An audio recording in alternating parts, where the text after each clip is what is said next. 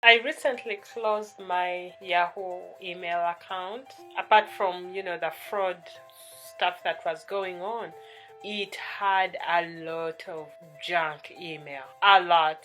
Every so often, I would spend a little time, trying to clean out my email account. As I started streamlining and working my way to another level, I realized there's a difference between busy work and being productive. We have to be able to see the difference and actually work intentionally to be productive. On this journey, we are cutting the crap. We are trying to become a lean, mean machine where we are efficient and we produce results. No buffers. We don't need buffers. We are in a society where they reward appearing busy. It's the most insane thing. For as long as you look busy, it's like, oh yeah. No.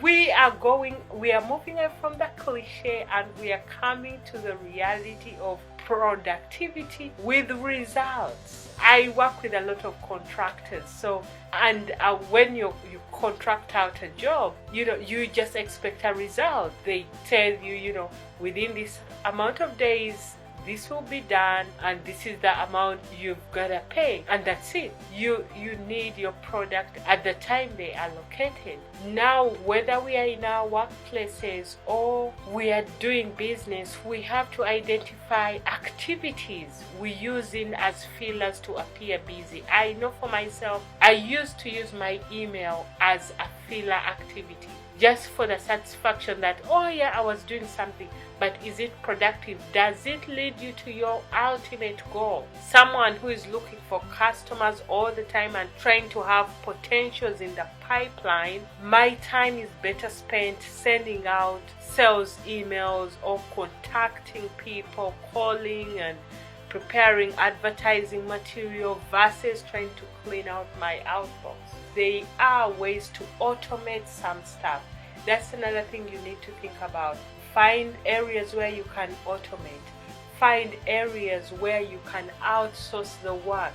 You don't have to do everything by yourself. It is impossible, especially as you grow to the next level, and if you're a business owner, you start to expand, you start to grow. Your ability to allocate is important. Your ability to recognize talent, because believe me, if you get a bad one, ooh boy, it isn't good. You need to have the ability to locate talent, the ability to train talent. If you yourself are not trained, you are going to have someone and you're going to make the problem bigger. You don't know how to give instructions, you don't know how to receive instructions, you lack interpersonal relational characteristics.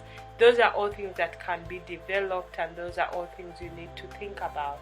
I know in my case, I had to keep asking myself, is this a filler activity or does this activity drive me to my goal? Until it finally clicked that I could quickly identify filler activities and disregard them and go to activities that are real, that drive me to my goal. You can also add a money factor to it.